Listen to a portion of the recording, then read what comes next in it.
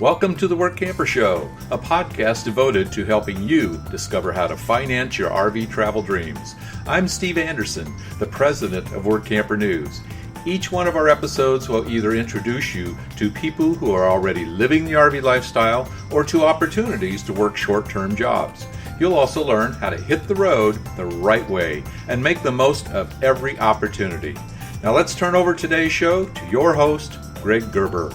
Thanks, Steve. Today we're going to talk with the new director of the RV Safety and Education Foundation about things people can do to make their RV experiences more enjoyable. This episode is sponsored by the National RV Training Academy in Athens, Texas. The Academy's one-week live training or home study course will teach you everything you need to know to fix about 80% of the problems people experience with their RVs. You can also sign up for additional training to become an RV inspector, campground technician, or to provide mobile RV service. For more information, visit www.nrvta.com. Trey Selman is the Executive Director of the RV Safety and Education Foundation, a company that teaches people how to operate their recreation vehicles safely and to follow weight guidelines. He describes the history of RVSEF and how he became involved in the organization. The group is a big proponent of getting motorhomes, travel trailers, and fifth wheels weighed to ensure that the units are not overweight on one corner. That can cause instability when driving, and too much weight can damage the suspension systems and tires. RVSEF also has a program that matches trucks to trailers to make sure that your existing truck or the one you plan to buy can safely pull the loaded weight of your RV. Trey describes their RV Academy and the type of online training it provides that includes RV basics, driving safety, tire and weight safety. RVSEF is planning a conference in May in Elkhart to discuss a number of safety-related issues and to offer some live training. To tell us more about the RV Safety and Education Foundation, please welcome Trey Selman, the Executive Director, to the show. Thanks for joining us today, Trey. I appreciate the time. I understand you are the new Executive Director of the RV Safety Education Foundation, so congratulations. Tell us a little bit about what the organization's all about. Well, thank you, Greg. It's a privilege to be able to be here with you today. RV Safety and Education Foundation is a nonprofit organization that works with RV owners to try to help them understand their RVs better so that they can enjoy them more. And we also work with the RV industry, so we're kind of a middleman. We're not really an advocate for consumers, nor are we an advocate for the industry. Sometimes I joke around and I say we're like the preacher. He comforts the afflicted and afflicts the comforted. So we focus our advocates for safety. So we're trying to help make that we want to make everything enjoyable and beneficial for everyone. And you folks are a nonprofit organization. That's correct. Yes, sir. Yeah. It was. It actually started off about 25 years ago as just a weighing program, and we could talk about the weighing later. But weighing RVs, because there are certainly there are unique characteristics with the RVs. But after about 5 years, we realized the importance of education, and so it was kind of restructured to work not only with the consumers, but also with the industry with regards to educating RVers about their RVs and understanding the safety aspects of them so that they can enjoy them. How did you get involved with the organization? Well, about 10 years ago it is now, my wife and I, our job changed, and we didn't have to be located in a city where the job was. So we decided, you know what, we get just full-time RV and we can do our job from wherever we are. And it was primarily internet-based and meeting people and talking to them, so it seemed to work out well.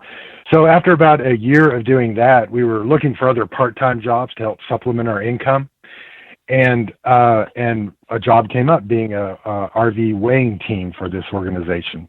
Well, the very first thing we did when we left for RVing the year and a half before was we went to this organization's conference, their annual conference, safety conference, and then we got our RV weighed by wheel position.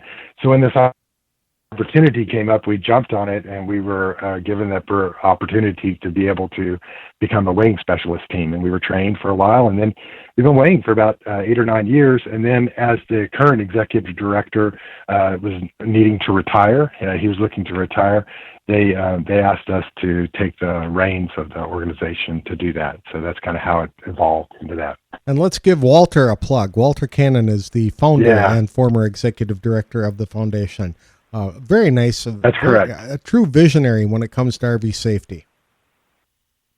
Yeah, it started with John Anderson in 1995, and Walter came on real quickly there. And Walter is the one that really helped to build it into the nonprofit and the extensive work within the industry, and trying to develop those relationships. And he's done an amazing amount of work over the years. He's really a unique person, and I'm grateful for all that he's taught us. So, as the executive director, what is it that you do for the organization? Well, depending on any given day, everything. So, right. I mean, to weighing RVs still, to just taking care of the finances, doing the promotion, but mostly what we were hired to do was to focus more on the education, developing some of the newer education programs. As technology changes, we have to go along with those changes. And so there's been a lot of technology changes, and there are a lot of technology changes in the RVs that are being built today. And so we're trying to update a lot of the information that we've had. We've got to constantly do that. We are trying to deal with new websites. I've developed some new websites and new programs there. So my wife and I, she was an elementary school teacher. I did some teaching in a church, and also I have a science degree. And so we just teachers at heart. Our parents were teachers, and so we really enjoy the educational aspect of it. So that's kind of what our focus is, and what we try to spend most of our time doing. What types of training do you really focus on, or what do you have specific courses that you provide to people? Well, we do. We've started we have our general website that we've been writing some new articles for, and it covers just about anything. With regards to RVing, but we do try to focus on the safety aspect. So it's more the technological aspects of the RV. So your systems, water systems, propane, the driving definitely. Driving has been a lot of what we've focused on in the past, and as well as those electrical systems. So a lot of what we do is focus on that technical aspect of the RVing and the safety aspects of those. So we write some articles there on our main website that are no cost to anyone. And then we have some more extensive courses that are more than just, simple article can be, right? And so we've developed this RV Academy website that kind of houses some of those. We have 2 primary courses there, and we're working on developing. We have some smaller ones there, but the 2 primary ones are RV Foundations, which kind of gives an overview of the systems in the RV, the ones that I just mentioned.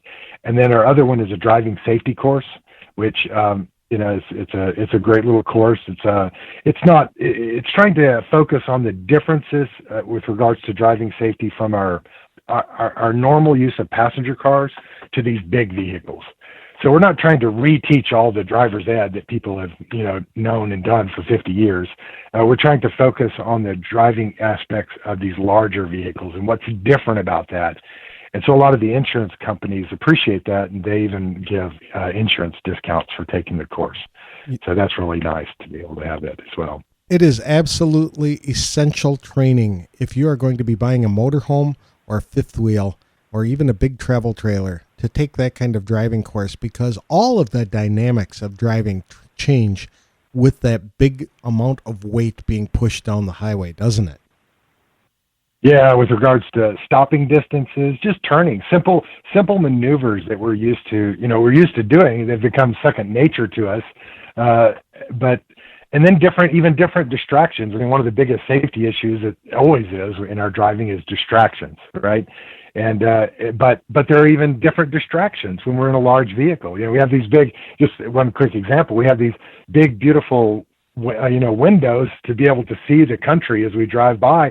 But sometimes that alone can be a distraction sometimes. So it's really just being aware. We're not used to looking up, but now if we have a tall vehicle, we need to look up and see, if we drive through some residential area or something like that, then, there are trees, or when we go into a campground, there are trees or lines, low lines, just different things that we have to be aware of to be able to do it and enjoy it safely and not run into issues. Exactly. That's right. I know for me, the couple of biggest issues I had while driving was the impact of exits, taking the curves around an exit, and how that dynamic changes because of the weight. Yeah, it's the weight. Certainly, where we used to, on some highways that might have very sharp exits or, some turns like that, where there might be a sign there that says, 45 miles on curve, or, the little truck that's half tipped over sometimes. We drive in our cars and they have such a low center of gravity that we've gotten used to not even completely paying attention to those. Boy, we better pay attention when we've got a vehicle that's got a much higher center of gravity, because it may make for a bad day. Yeah, absolutely. If we're not paying attention to those signs. So that and stopping distances. I mean, it was really apparent to me shortly after I started driving on I had a 35-foot motorhome, and I remember going into California, and those folks are just kamikazes coming onto the highways. And they will, if there's 9 feet of distance and their car is 8 feet, long, they will squeeze into that distance right in front of you. And it's just, it can be terrifying if you don't know how to react to those kind of situations. Yeah, you're absolutely right. I mean, stopping distances, turning, being aware of extra blind spots. When you're driving on the highway, there are different blind spots. I mean, they're in the general same vicinity, but we can, we get some bigger blind spots depending on the type of mirrors we have and the size of the RV. But there are just a lot of unique things that we try to focus on whenever we teach those courses. Mm-hmm. Are these courses live, or are they available online? Well, we have one online, and that's just that's a fundamentals like course? A coursework type thing, right? But we also do at our conference, and then we're trying to develop it a little bit more. We have a new guy that's going to be helping us in Chicago. He's not a full-timer yet, so he's still kind of dedicated there. But between he and I and Walter and my wife was a driving instructor for a while too. So we also do a live drive training where we do a behind the wheel type course, but we have to be in the same area for that. And so it's not as extensive, but we do offer that, that's a possibility too. But what we have online is just an online course that kind of covers a lot of those things that you and I were talking about in more detail, and then I do some live shortened courses of that whenever during the RV show season. So I'll teach about driving safety at some live locations as well. It's not as extensive as what we have online, but it's kind of a condensed version of that, just because you don't have as much time at an RV show to spend that. Is there a cost to this type of training? The one online, yes, there is. I believe it's $39. I'm not looking at it. But it's $39 or $49. I'm not sure. I have to go back and look at it. I should know that. But yeah, for the online course. And then for the behind the wheel type course, it depends on if it's at our conference, there's a reduced fee there, but it's about $300, $350. If we're doing it at a location, we have to find, we have to do some extra work to get permissions for locations and things like that. So it's about $350 when we do that. But it's about 3 or 4 hours. We spend some time in the parking lot working on maneuvers, and then we go driving around town, and we take the driver into certain situations, and doing it at the conference. Sometimes we're depending on where we have our conference. We actually have some. This year it's a little bit different. We don't have this set up this year, but in the past we've been able to have some dealers that have provided RVs, so people that didn't even have RVs could do some drivers training. We're hoping to add that to our new location, but I'm not sure that that's going to happen this year. It might take another year to develop those relationships. Okay. I looked it up on your website, and the RV driving safety course is $49.95, and the RV Foundations course is $39.95. Bargains, really, considering what the information that you learn and the stress that it will take out of maneuvering an RV. My goodness. Yes. I just got the prices wrong for the ones. I couldn't remember exactly. I wasn't looking at it, so yeah. That's quite all right. So what is this RV Technical Education and Safety Conference all about? Well, it's been going on for a little over 10 years. It's a focus. It's for all kinds of RVers. It's, from people, about 40% of the people over historically don't even have an RV that come to it, but then about 60% do. And they range from brand new RVers to full-time RVers. And the unique thing about it, I think it's a great conference. Like I said, when we started 10 years ago, I went and drove to get my licensing done, because you have to do that in Texas with the size RV that I had. And that's where my residence or domicile is. You had to get a special license. So I went and got that, and we drove straight to the conference. So the very first week we were at this conference, and it was wonderful, because it focuses on the technical aspects of the RV, safety and technical. We do have some lifestyle courses, but our primary focus is that technical aspect. And the unique thing about it is that we have, because of the relationships that Walter's developed over the years in the industry, these guys will, they give their time to come in, the industry folks give their time to come in and teach the consumers. And so the really unique thing about this year is that we're going to be able to hold the conference. We've been invited to have the conference at the new RV Technical Institute, where they're going to be training where they've just opened it up. It's where the RV technicians are going to be trained.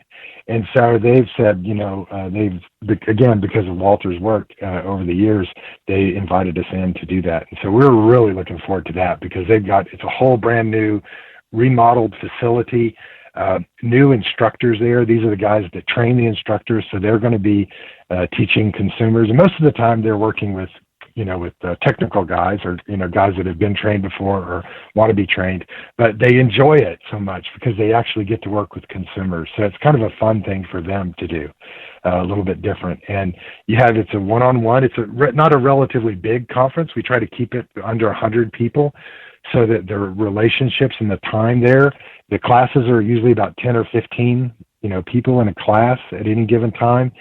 And then they're always available too. So, for 3 or 4 days, you have the ear of a lot of these industry folks, where you can, ask them questions. Why do you do this? You can ask that question, or just go more detail into what you want to try to learn, depending on what your knowledge level is.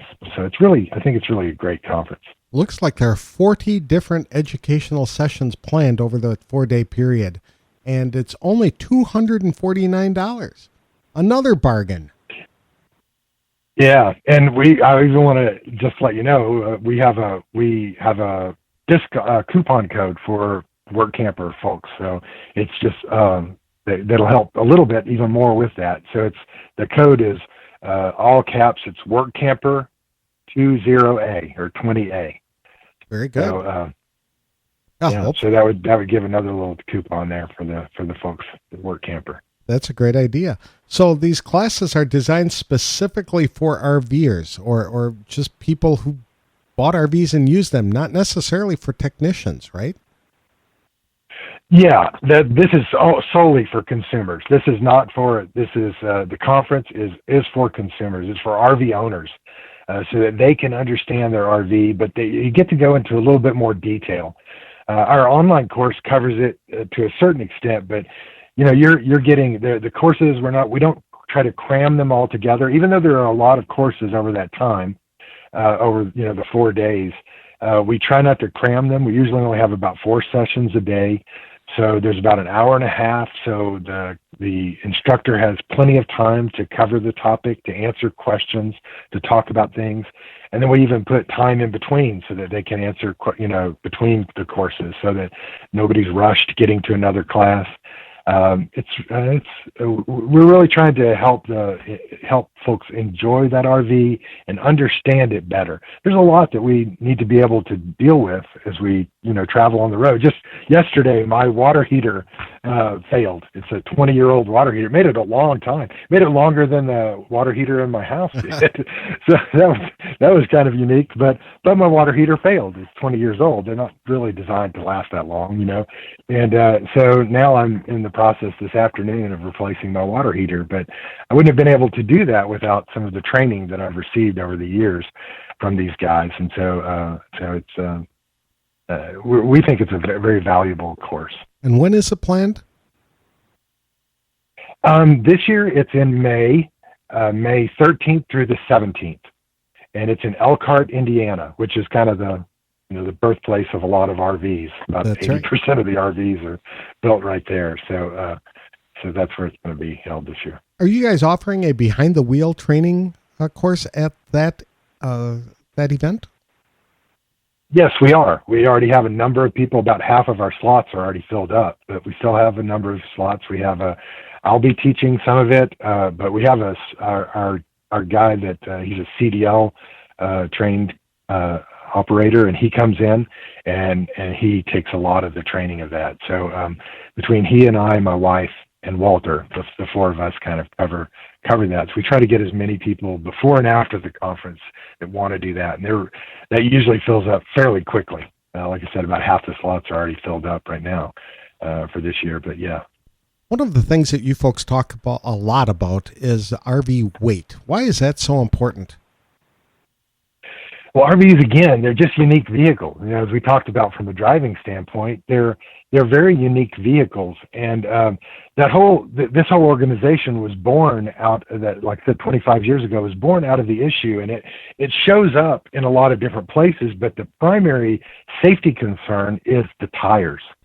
And this still does happen. There were a lot of, in 95 and the 90s, and even before that, there are a lot of tire issues with RVs because we're Americans, and Americans, when we see a slot to put something in, we fill it up, and we're not necessarily aware of the weight ratings on our passenger cars. Our passenger cars have weight ratings, but we just don't think about them because, we don't fill them up. We fill them up with passengers and maybe a few suitcases or, the SUV, we put some stuff in on vacation, but we don't usually fill them up to where, like we can an RV, it has a lot of weight carrying capacity. And then, if we live in it longer, we just start piling stuff in.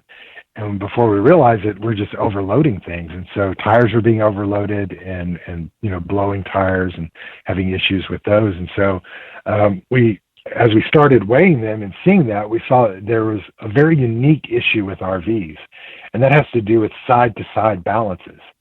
And but what happens is because they're houses on wheels, and we have, kitchens on one side or a different floor plan or, a generator here or a battery bank and solar. We just have all these unique things in these vehicles, being a house, that across an axle, sometimes we can have a real heavy side and one side's not as heavy. And so you could actually be under the rating of an axle, but you could be overloading one side of the axle. And so what we do is we have individual wheel scales. And so we can put scales under each wheel position and we can see what's going on side to side. And that helps specifically, the primary thing is just to not be overloading the components on that side, not overload components overall for the RV, but to really look at those tires and make sure that we're not overloading those tires.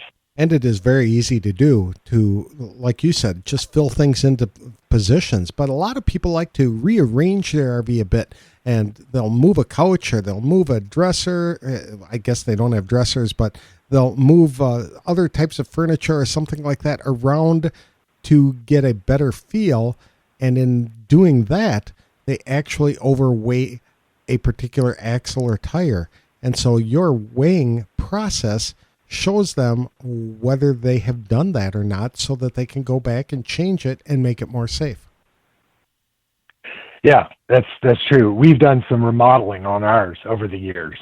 and we'd always check it once we've weighed it, because you build a new cabinet somewhere, or you build something for storage, and now you start putting a lot of stuff in there, and voila, you might have an issue. So you're absolutely correct. So it just helps people, once people get it done, we strongly suggest getting weighed at a truck stop scale, but you can't get the same level of detail. You can't get that side to side weight at a truck stop scale. It does help you see if your whole RV is overloaded, or your truck may be overloaded, something like that, for if you're pulling a trailer. It helps to see those things, but you can't get that side-to-side thing, and that's what's really unique about the RVs and these specialized scales. So we're privileged to be able to do that. We enjoy doing that. We have teams that we train. We're finishing up training this spring with 2 new teams that are going to be out traveling this year to go to rallies to try to help folks understand this a little bit better and weigh their RVs. How often should the weight be checked? That's a great question. We suggest, like I said, it's easy to check your overall weight at a CAT scale, and it's only like $12 to $14 to do that at a CAT scale at a truck stop. But we charge $60 just because of the extra work that has to be done and the specialized equipment that we have to buy. But we suggest doing it, at least the first time. We suggest everybody trying to do it once they've loaded up their RV, they've got it all filled with their stuff, because that's what we really want to see as it goes down the road.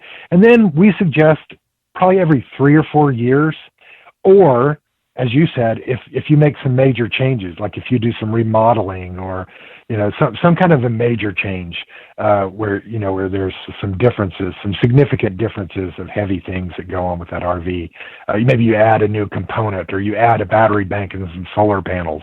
That's something like that. Then whenever you get a chance, try to get it weighed and just double check and make sure those things are good. But like for full timers, we have a tendency as Americans, but we're no different in our living in the RV full time, to slowly accumulate things, and the accumulation of small things adds up over time, and so that's why about every 3 to 4 years we suggest just running over those scales and make sure everything's still okay. You haven't picked up more stuff than you realize, because we just don't we get things and we don't think it weighs anything, but a bunch of little things is still weighs and can have some significant issues on the vehicle. That's right. And a lot of people don't forget about slide outs, and that those have weight ratings as well. And so they'll start stacking up boxes in the bedroom or in the living room or something like that, where there's a slide out, and they'll find out they're putting hundreds of pounds of additional weight on a slide out that isn't designed to carry that. And that can have disastrous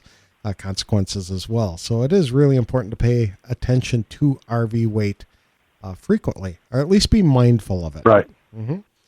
Yeah, and that's all we want to do. We're not trying to, it's not something to be scared about or worried about. We're not a regulatory agency or anything like that. We're just trying to help people make sure that they, don't have problems. You're absolutely right. Slide motors can fail, or the mechanism itself, because that slide's overloaded with equipment, and that's what happens. Equipment doesn't fail immediately, but those components, when they're overloaded, the life can be reduced, and then you just start having issues and problems that creep in. And so, perfect. Workamper News attracts a lot of dreamers who are just thinking about the lifestyle, and they're even looking at, they might not even own an RV, and they're still in the shopping stage to get that. And one thing that you folks pay a lot of attention to is matching the right trailer to the right tow vehicle, especially for fifth wheels and travel trailers. Can you explain why that's so important? It really is. It's especially, this is where we end up focusing a little bit more on the actual tow vehicle, on the truck, because now it's become a part of that whole RV setup. And it's very easy sometimes to get confused, because there's a lot of information out there, but it gets lost, and sometimes it's just terminology. Whenever we're getting into something new, the terminology gets confusing. Understanding where those weights happen on the truck, when you put that travel trailer or that fifth wheel on the back of that truck, you're loading up the rear axle of that truck, but you have some different weight ratings that have to do with towing. So you've got your truck or SUV has a, or whatever tow vehicle you want to use. Motorhomes also, they're tow vehicles as well. But we focus more on, sometimes it's more the truck and the trailer or the SUV and the trailer where you have the issues. But you put all that weight on the back, and sometimes it can be a significant amount of weight, especially with the fifth wheel. And so it's just understanding those components. We have a free video online that if you go to our website, that gets it started. It doesn't go over all of the details, but it gets you started in helping understanding those. We're actually going to be working on a course where I was hoping to start it this last week, but I wasn't able to just because of circumstances that came up. But a more extensive course to go into some more details with regards to that. But when we teach a live class, we go into those details. So at the conference or at an RV show where I'm teaching those courses, we try to go into those details to help people understand that. So we're trying to get that online as well, but it just takes a little bit of time sometimes to get those things developed. And sometimes dealers don't even know whether the weight is right for the RV and the truck. Yeah, it's tricky. It's a challenge. I mean, there's a lot. Even the manufacturers of the trucks, they focus. They obviously understand, but then you sometimes can have a disconnect between the marketing department and the engineering department, right? And right. So sometimes that can be a little bit of a trick. But what happens a lot is the manufacturers focus on one of the ratings, which is a primary tow rating, and that makes perfect sense. But then if you look at the fine print, there's two other ratings that can easily be an issue in certain situations. And that's they talk about the gross combined weight rating, and that's the maximum allowable weight for the combination vehicle. And that's that primary tow rating. You want to make sure and start there and make sure you're under that. But when you put the weight on the back of the truck, then the weight on the truck can be a problem, whether it's just the maximum allowable weight on the truck, which is payload, our cargo carrying capacity, and then the rear axle can also be an issue too. And so we really try to focus on those and help people understand that, because that's when you start overloading components and you start having real problems with the truck. I'd agree with that. And then another problem that people have with this is they'll look at the weight rating of the RV that they're buying, and they'll look at their truck that they already own or that they're thinking of purchasing, and they'll say, yes, it can handle this RV, without factoring in the people that are going to be in there and the clothing and the equipment and all the other tools that you're going to buy and put inside the RV. So we really have to pay attention to that overall weight rating and make sure that it is right for the truck. Yeah, there's a lot of times you get dry weights, right, which is the weight that it is unloaded. Right. And we try to, and a lot of times that's the only kind of weight that we get, but that's kind of useless when it comes to this. You're absolutely right. Even a dry pin weight or a tongue weight, which is the weight of that trailer that's going to go on the back of the truck, or I define it more the weight of the trailer that's not being carried by the axles. Yep. That's really an irrelevant number. It's good to know. I mean, it's always good to know information, but when you're trying to match a truck and a trailer, we really try to look more at knowing that we're Americans, knowing that we weigh RVs, and knowing what folks have a tendency to do. We have a tendency to load it pretty close to the maximum allowable weight, which is the GVWR of the trailer. Right. And so we try to tell people to look at that number, because you're much more likely to be near that number, and look at that number when you're trying to match the truck and the trailer. And that gives you a little bit better place to work from. There have been some stories over the years about people who bought RVs and then had them weighed, only to discover that when they added people to the component of like a motorhome, etc., they were way over the total weight of the vehicle, because the RVs were designed to carry everything but people. It was just kind of crazy. Yeah.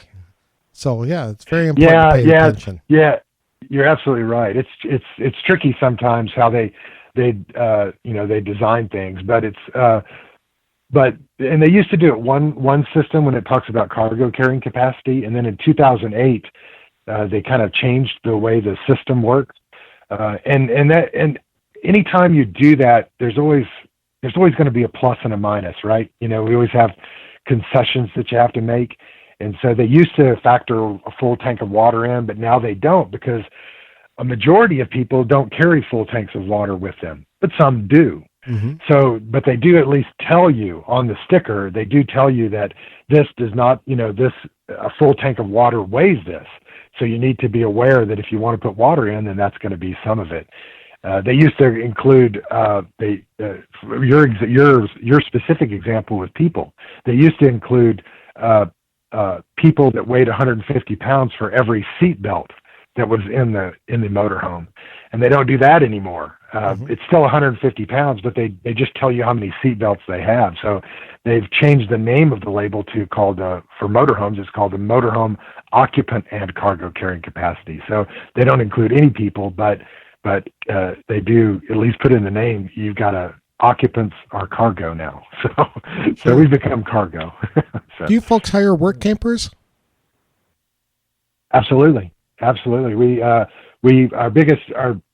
thing that we do is we have weighing teams that travel around the country, and we train them. It takes a while to train, and they work at rallies usually, and then weigh RVs and tell folks, help them with that understanding. So that's kind of the primary job that we have for folks. And are you looking to hire some now, or is this just something you do periodically? We are. We still have one opening that we're looking for. Like, so we just hired a couple of folks, but we're still looking for one opening. And it changes over, because last year, I guess it was 2 years ago, we lost two weighing teams like back to back, and it was just, they changed their lives. I mean, we have full timers. Usually it's a couple. We need a couple, to be able to do it, because one person can't really run a rally by themselves and need at least two. Right. And we usually hire full timers because they're a little bit more flexible with their traveling schedule with regards to that. But we sometimes full timers change their mind. Their lives change. We had one that had physical problems. He had some issues physically, and they had to go off the road, and so they couldn't. They had to stop weighing. We had another that just decided, we want to move back into our house. We love the RVing lifestyle, but the full timing thing just didn't necessarily work out for us. We want to build a new house, and so stuff like that happens all the time. So we're constantly training new teams and hiring new people. So, as it is at this moment right now, we're looking for one more team. We have another set of scales that we could do, but in 6 months it might be different. We might need two, sure, or we might buy some more scales. So, if people were interested in learning more about either the work camping or the technical training that you provide online or your conference, where could they get it?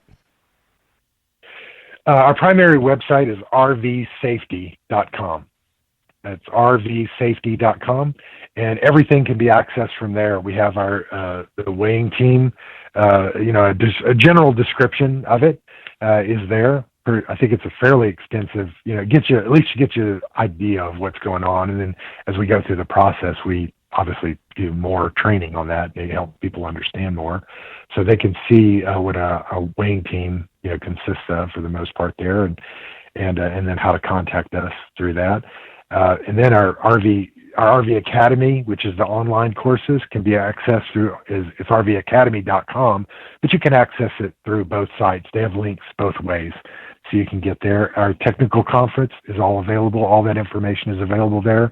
Well, thank you very much, Trey. I really appreciate the time. It's been a wealth of information, and I hope people take advantage of the training you do provide. Thank you, Greg. We appreciate Workamper. We've gone and weighed at their rendezvous, and so we're hoping to be able to be there again this year. We've enjoyed being able to go to that, and we appreciate that relationship. Thank you.